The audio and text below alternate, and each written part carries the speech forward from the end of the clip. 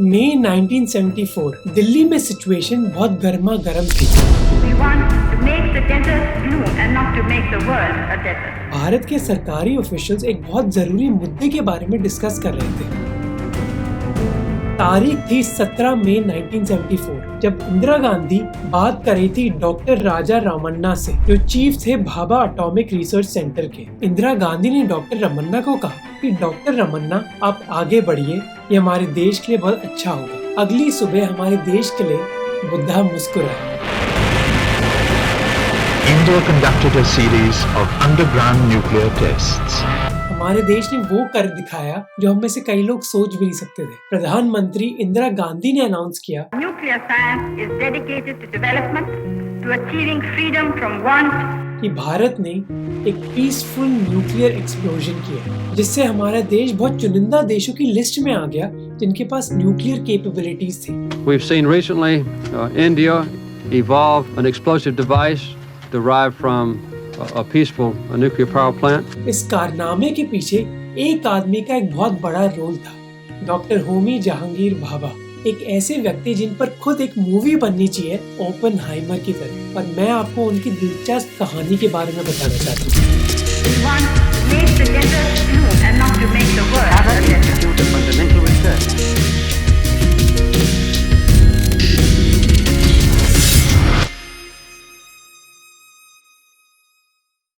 मैं आपको सीरियसली बताना चाहता हूँ कि बिजनेस या फिर नौकरी मेरे लिए नहीं है। मेरी सफलता उस पर निर्भर नहीं करेगी कि दूसरे लोग मेरे बारे में क्या सोचते हैं, बल्कि मैं अपने काम से क्या करता हूँ। ये खत लिखा था होमी भाभा ने अपने पिताजी को 1928 में, जब वो कैम्ब्रिज में पढ़ रहे थे। पर होमी भाभा ने ये खत लिखा क्यों? वो अपने पिताजी को क्या बताने की कोशिश कर रहे थे?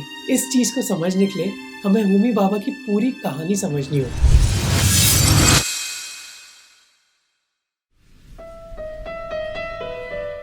1900s में बॉम्बे में एक पारसी परिवार था। इस परिवार में ना पैसे की और ना विरासत की कमी थी। उस जमाने में बहुत कम ही परिवार होंगे इस परिवार की तरह हमारे पूरे देश में, क्योंकि ये परिवार इंडिया के बिजनेसेस में बहुत ही नामी था। इस परिवार के हेड थे जहांगीर होर्मुज़ जी, जो टाटा ग्रुप ऑफ कंपनीज के बोर्ड ऑफ डायरेक्टर थे। इस परिवार के टाटा खानदान के साथ भी अच्छे संबंध थे। इनफैक्ट जहांगीर होर्मुज़ जी की बहन की शादी सर दुआबजी टाटा से हुई थी, जो जमशेद जी टाटा के सबसे बड़े बेटे थे। 30 अक्टूबर 1909 को इस परिवार में जन्म हुआ होमी जहांगीर भाभा का। अब क्योंकि इस परिवार में पैसों की कमी नहीं थी, तो इस बच्चे के लिए भी सारी सुविधाएं दी गई। इस बच्चे की पढ़ाई बॉम्बे के बेस्ट स्कूल में हुई। 1927 में जब भाभा 18 साल के हो गए थे, वो कैम्ब्रिज यूनिवर्सिटी में गए इंजीनियरिंग पढ़ने के लिए। पर ये उनकी चॉइस नहीं थी, उनके लिए भी ऐसे ही निर्णय लिया गया जैसे आजकल के इंडियन परिवारों में निर्णय लिया जाता है। मेरा बेटा इंजीनियर बनेगा। क्योंकि भाभा की मैथमेटिकल एबिलिटी बहुत अच्छी थी, इसीलिए उनके परिवार की बहुत ज्यादा उम्मीदें थी इस बच्चे से। सर दुआबजी टाटा ने गुजारिश करी कि भाभा कैम्ब्रिज जाए इंजीनियरिंग पढ़ने के लिए और फिर वापस इंडिया आए टाटा के जमशेदपुर स्टील प्लांट को लीड करने के लिए। पर जब भाभा कैम्ब्रिज में थे, उनको रियलाइज हुआ कि उनको इंजीनियरिंग इतनी पसंद नहीं है, उनका इंटरेस्ट फिजिक्स में है। जिसके बाद उन्होंने अपने पिताजी को ये खत लिखा, बिजनेस या फिर इंजीनियर की नौकरी मेरे लिए नहीं है, फिजिक्स मेरी लाइन है और मुझे पता है कि फिजिक्स में मैं महान चीजें करूंगा। मैं आपसे गुजारिश करता हूँ कि आप मुझे फिजिक्स करने दो। इस खत में दो बहुत ही इंटरेस्टिंग चीजें हैं। पहला कि कैम्ब्रिज यूनिवर्सिटी में भाभा का फिजिक्स में इंटरेस्ट डेवलप हुआ, और दूसरी चीज वो मानते थे कि अगर वो साइंस में महान चीजें करना चाहते हैं, वो इंडिया में रहकर नहीं कर सकते। अब उस समय कैम्ब्रिज में क्या चल रहा था जिस वजह से भाभा का इंटरेस्ट फिजिक्स में इतना बढ़ गया? उस समय पूरी दुनिया में एक फिजिक्स रेवोल्यूशन चल रहा था। Heisenberg, Niels Bohr, Wolfgang poly जैसे फिजिसिस्ट नई थ्योरीज डिस्कवर कर रहे थे, और इस समय कैम्ब्रिज एक बहुत इंपॉर्टेंट रोल प्ले कर रहा था फिजिक्स के लिए। जैसे पॉल डायराक, जो कैम्ब्रिज में एक साइंटिस्ट थे, वो आइंस्टाइन की स्पेशल थ्योरी ऑफ रिलेटिविटी पर काम कर रहे थे। इसी वजह से हम अंदाजा लगा सकते हैं कि डॉक्टर भाभा कैम्ब्रिज में फिजिक्स क्यों पढ़ना चाहते थे, और थैंकफुली उनके पिताजी ने उनको इजाजत भी दे दी ये चीज करने के लिए, पर एक कंडीशन थी। अपने फाइनल इंजीनियरिंग एग्जाम में डॉक्टर भाभा को फर्स्ट क्लास अचीव करनी होगी, और डॉक्टर भाभा ने अचीव भी किया, जिसके बाद वो फिजिक्स पर भरपूर रिसर्च करने लग गए। डॉक्टर भाभा ने कई फेलोशिप जीती और उन्होंने कई नामी लोगों के साथ काम किया। नील्स बोर हो, जिन्होंने एटम के मॉडल पर रिसर्च करी, वुल्फगैंग पॉली, जिन्होंने नोबेल प्राइज जीता, या फिर एनरिको फर्मी, जिन्होंने दुनिया का पहला न्यूक्लियर रिएक्टर बनाया। 1935 में होमी भाभा को अपनी पीएचडी डिग्री मिली, जिसके दौरान उन्होंने रिसर्च करी कॉस्मिक रेडिएशन पर। 4 साल बाद डॉक्टर भाभा ने लिवरपूल की एक यूनिवर्सिटी में फुल टाइम पोजीशन के लिए अप्लाई किया, जहां पढ़ा रहे थे जेम्स चैडविक, जिन्होंने न्यूट्रॉन डिस्कवर किया था। The discovery of the neutron in the spring of 1932 may appear rather a lucky accident. और जो फिजिक्स के एक नए डिपार्टमेंट को सेटअप करने जा रहे थे, पर जेम्स चैडविक ने डॉक्टर भाभा के ऑफर को रिजेक्ट कर दिया। क्यों?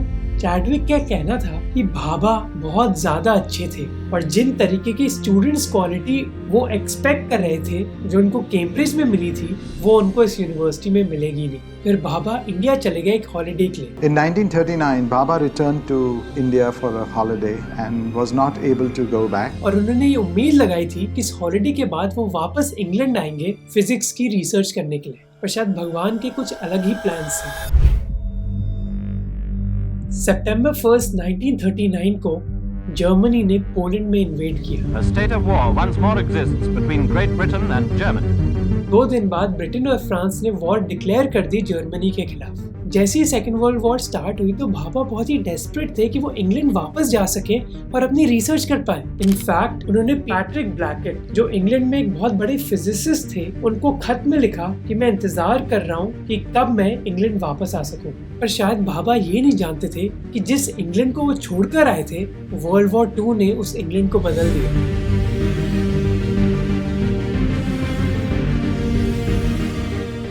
पूरे यूरोप में जंग की वजह से मूवमेंट्स रिस्ट्रिक्ट हो गई थी। साइंटिस्ट बहुत आसानी से एक दूसरे की लैब्स में नहीं जा सकते थे और कई बॉर्डर्स क्रॉस नहीं कर सकते थे। इसी वजह से कहा जाता है कि वर्ल्ड वॉर 2 के साथ कॉन्टिनेंटल फिजिक्स खत्म हो गई। कॉन्टिनेंटल फिजिक्स वो समय था फिजिक्स का जब कई देशों के फिजिसिस्ट एक साथ काम कर सकते थे, पर अब फिजिक्स और नेशनलाइज्ड हो गई। इस वजह से इंफॉर्मेशन शेयर करना इतना आसान नहीं था फिजिक्स की दुनिया में, और डॉक्टर भाभा को ये सारी जानकारी नहीं थी। इसी वजह से वो भरपूर कोशिश कर रहे थे कि जंग के दौरान भी वो इंग्लैंड जा सके।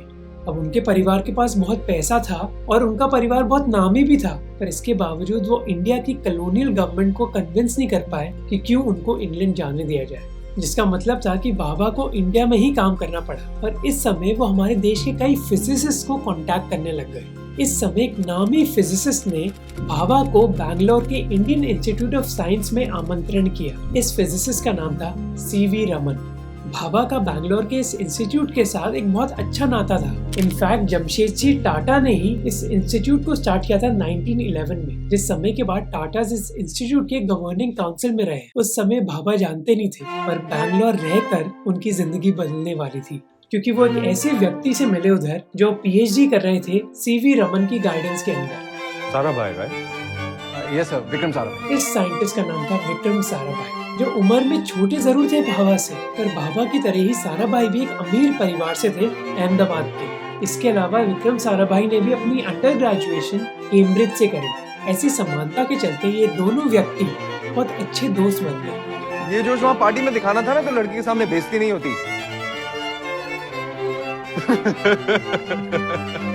बैंगलोर के बसवनगुड़ी इलाके में दोनों आदमी संडे सुबह क्लासिकल म्यूजिक के कॉन्सर्ट्स के लिए जाते। इनफैक्ट दोनों के बीच दोस्ती इतनी बढ़ गई कि जब भाभा अपने एक्सपेरिमेंट्स करते कॉस्मिक रेज पर, तो विक्रम साराभाई उनकी मदद करने लग गए। हमारे देश में 5 साल काम करने के बाद डॉक्टर भाभा ने निर्णय लिया कि वो इधर ही रहना चाहते हैं। पर भाभा ही नहीं, आप में से कई लोग देश की सेवा करना चाहते होंगे अपने अपने तरीकों में। आप में से कुछ लोग सिविल सर्विसेज ज्वाइन करना चाहोगे, चाहे आईपीएस हो, आईएएस हो या फिर आईएफएस। लाखों स्टूडेंट्स यूपीएससी क्रैक करना चाहते हैं, पर उनमें से बहुत कम लोगों को सफलता हासिल होती है। हर साल करीब 50% यूपीएससी एस्पिरेंट्स पहली बार ये एग्जाम दे रहे होते हैं और 10% लोगों का पहली बार में ये एग्जाम क्लियर हो जाता है। क्यों? क्योंकि वो अपनी तैयारी पहले से ही स्टार्ट कर देते हैं, जिससे उनके 3 से 4 साल बच जाते हैं। अगर आप भी अपनी यूपीएससी तैयारी में एक हेड स्टार्ट लेना चाहते हो तो फिजिक्स वाला ओनली आईएएस का एक सोल्यूशन है। आप कॉलेज के साथ साथ उनका प्रारंभ 3 ईयर प्रोग्राम ज्वाइन कर सकते हो, जो आपको कॉलेज के साथ साथ यूपीएससी और मार्केट रेडी बना सकता है। पहले साल में आदर्शशिला के जरिए आपका बेसिक स्ट्रेंथन किए जाएंगे एनसीईआरटी, जीएस और सीसैट के साथ। दूसरे साल में अग्रिम पड़ाव के जरिए जीएस और सीसैट के अलावा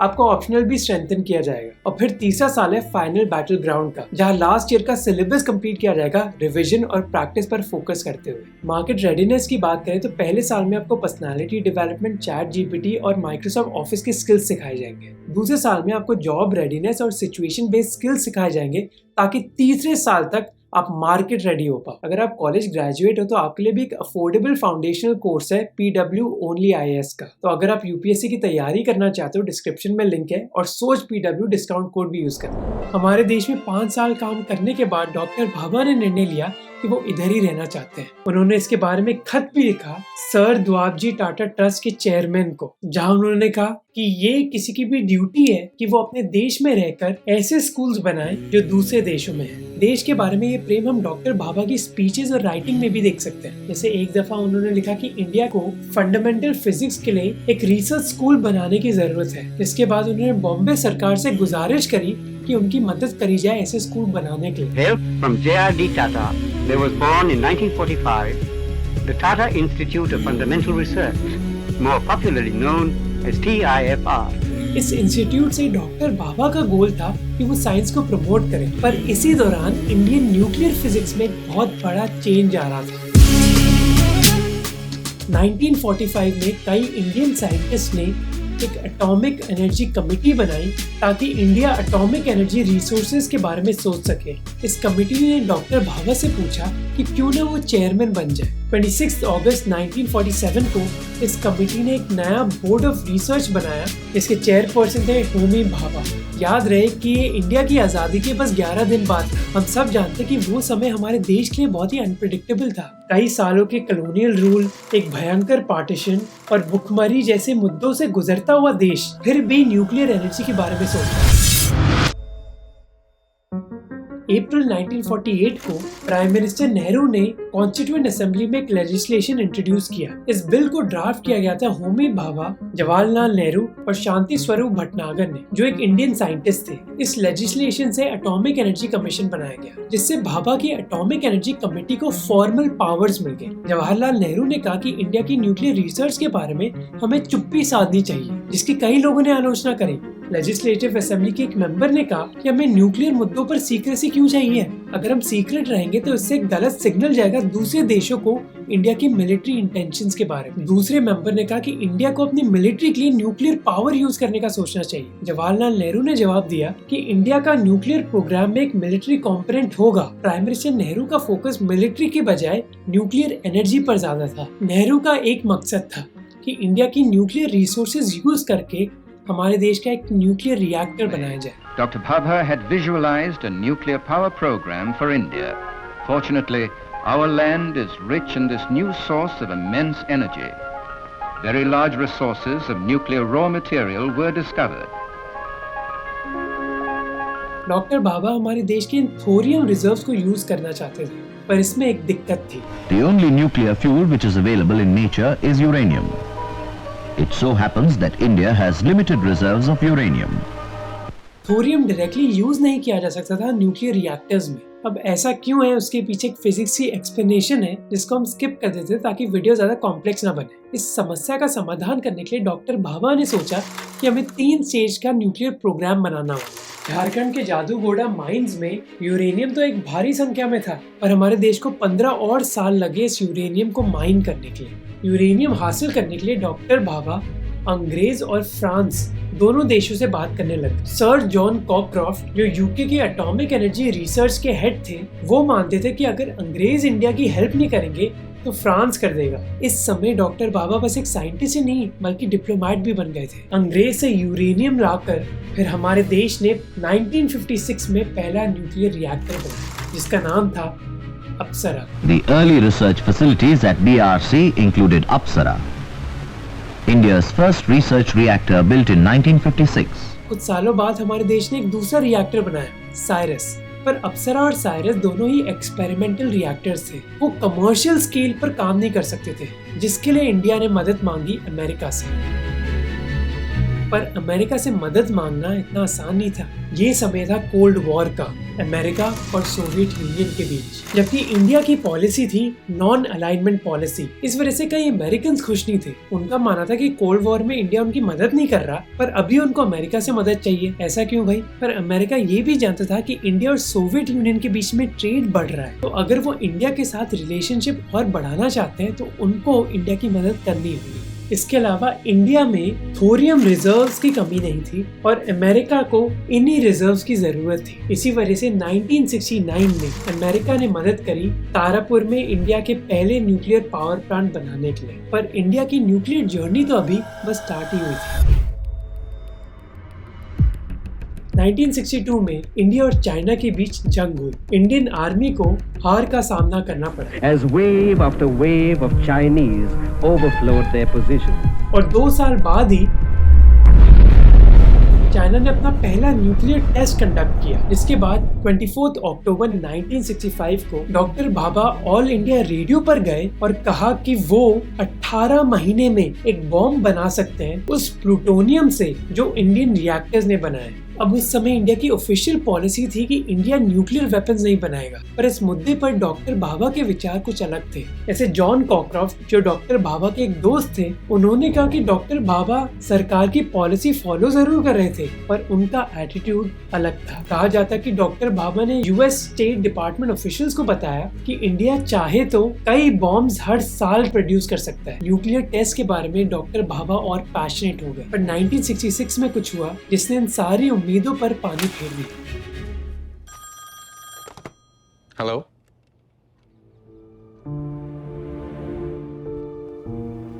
जनवरी 24, 1966 को एक एयर इंडिया फ्लाइट बॉम्बे से न्यूयॉर्क जा रही थी। आधे रास्ते ये फ्लाइट क्रैश कर गई फ्रेंच एल्प्स में। 117 लोग मारे गए, जिसमें से एक थे होमी भाभा। I am Homi Bhabha. 2017 में एक स्विस क्लाइंबर ने ये भी दावा किया कि करीब 50 साल बाद उन्होंने इस एयरक्राफ्ट को ढूंढ निकाला फ्रेंच माउंटेन्स में। 50 years back have been found near the French Alps. According to reports, the remains belong to passengers who were killed in one of the 2 Air India planes which crashed in the 1950s. क्योंकि doctor Bhabha की मृत्यु एक airplane crash में हुई और अभी तक पता नहीं चला कि ये क्रैश हुआ क्यों, इसकी वजह से कई कॉन्स्पिरेसी थ्योरीज भी स्टार्ट हो गई। फ्रेंच अथॉरिटीज की फाइनल रिपोर्ट ने बताया कि पायलट की गलती की वजह से ये एयरप्लेन क्रैश हुई, पर इंडिया की न्यूक्लियर डेवलपमेंट के लिए ये एक बहुत बड़ा झटका था। डॉक्टर भाभा के बाद विक्रम साराभाई को प्रधानमंत्री इंदिरा गांधी ने डिपार्टमेंट ऑफ एटॉमिक एनर्जी का हेड बनाया। अब जहां डॉक्टर भाभा ने न्यूक्लियर वेपन्स के बारे में बहुत बात करी, A widespread atomic power industry in the world will necessitate an international society. Vikram Sarabhai के विचार इस पर कुछ अलग थे। My decision is absolutely final. We are not going to make the bomb. ऐसे जब doctor Sarabhai atomic energy commission के हेड बने तो उसके बाद जर्नलिस्ट ने उनको एटॉमिक बॉम्ब के बारे में पूछा और उनका जवाब था कि एटॉमिक बॉम्ब से देश की सिक्योरिटी बढ़ेगी नहीं। अनफॉर्चुनेटली डॉक्टर साराभाई भी इस पोजीशन में ज्यादा समय नहीं रहे। दिसंबर 1971 में उनकी मृत्यु हुई, जिसके बाद होमी सेठना इंडिया के एटॉमिक एनर्जी कमीशन के हेड बने, जिन्होंने बहुत अहम किरदार निभाया इंडिया के पहले न्यूक्लियर टेस्ट के लिए। सेठना ने जिम्मेदारी उठाई एक बहुत ही यूनिक टाइम पर। इंडिया ने पाकिस्तान के खिलाफ सफलता हासिल करी 1971 वॉर में, जिसके बाद इंदिरा गांधी की पॉपुलैरिटी बहुत ज्यादा थी। जिस तरह इंडियन मिलिट्री ने संघर्ष किया था पाकिस्तान के खिलाफ, उसी तरह इंडियन डिप्लोमेट्स भी संघर्ष कर रहे थे इंडिया की न्यूक्लियर पॉलिसी के लिए। ये संघर्ष स्टार्ट हुआ 1970 में, जब नॉन प्रोलिफरेशन ट्रीटी फॉर्मलाइज करी इस दुनिया में। एनपीटी है क्या? एनपीटी का मकसद था कि दुनिया भर में न्यूक्लियर वेपन्स ज्यादा फैले ना। अब इंडिया ये जरूर मानता था कि न्यूक्लियर वेपन से हमारी दुनिया को खतरा है, पर हमारा ये भी मानना था कि न्यूक्लियर वेपन्स बस अमेरिका, सोवियत यूनियन और चाइना के कब्जे में नहीं होने चाहिए। The basis of that treaty is, to put it quite bluntly, you do what I tell you to do, but don't do what I do. Now, It's totally unacceptable. India का मानना था कि अगर एनपीटी से दूसरे देश जैसे India को न्यूक्लियर वेपन्स नहीं दिए जाएंगे तो अमेरिका, सोवियत यूनियन और चाइना को भी अपने न्यूक्लियर वेपन्स वापस करने चाहिए। इसके अलावा इंडिया ये भी चाहता था कि न्यूक्लियर टेस्ट में एक डिफरेंशिएशन लाई जाए, वो टेस्ट जो मिलिट्री पर्पसेस के लिए है और वो जो पीसफुल न्यूक्लियर एक्सप्लोजन्स है। क्योंकि इंडिया की बात नहीं मानी गई तो इंडिया ने यह फैसला लिया कि वो नॉन प्रोलिफरेशन ट्रीटी पर साइन नहीं करेंगे। इस किताब में लिखा गया कि 1971 में इंडियन सरकार में बहुत डिबेट्स हुए कि इंडिया को न्यूक्लियर बॉम्ब टेस्ट करना भी चाहिए या फिर नहीं। प्राइम मिनिस्टर बनने के बाद देश की डिफेंस का बजट 4 गुना बढ़ा दिया गया, लेकिन इस बजट का लाभ बॉर्डर पर युद्ध कर्मियों को नहीं, बंबई में बैठे साइंटिस्ट को जा रहा है। एटॉमिक एनर्जी कमीशन और एक्सटर्नल अफेयर्स मिनिस्ट्री में भी बहुत डिसएग्रीमेंट था। जहाँ एटॉमिक एनर्जी कमीशन ये टेस्ट करना चाहता था, एक्सटर्नल अफेयर्स मिनिस्ट्री ने आर्ग्यू किया कि इससे इंडिया पर दबाव डाला जाएगा। पर कुछ समय बाद एक फैसला ले लिया गया। 1972 में डीआरडीओ और एटॉमिक एनर्जी कमीशन एक साथ काम करने लग गए, जिसके बाद इंडियन आर्मी ने राजस्थान में एक टेस्ट साइट फाइनलाइज करी। Finally doctor Bhabha, doctor Sarabhai और कई और इंडियन साइंटिस्ट का जो विजन था वो साकार हुआ 18 मई 1974 को, जब इंडिया ने अपना पहला न्यूक्लियर एक्सप्लोजन टेस्ट किया। इसको इंडियन सरकार ने एक पीसफुल न्यूक्लियर एक्सप्लोजन बुलाया। अब आप बोलोगे कि एक पीएनई और एक न्यूक्लियर बॉम्ब में डिफरेंस क्या है? A PNE can lead to a bomb, but when you're talking about a weapon has to satisfy many conditions. One is the size, the shape, the portability, and the ability to drop it on target. इस 1974 के explosion के बाद भी Indian सरकार ने कहा कि वो न्यूक्लियर वेपन्स बनाना नहीं चाहते, पर इस दावे के बावजूद इंडिया पर बहुत दबाव डाला गया। 1978 में अमेरिकन प्रेसिडेंट जिमी कार्टर ने एक nuclear non proliferation act sign करी, जिसके बाद अमेरिका ने इंडिया को किसी भी न्यूक्लियर मदद देने से मना कर दिया। We've seen recently India evolve an explosive device. The United States is deeply concerned about the consequences of the uncontrolled spread of this nuclear weapon capability.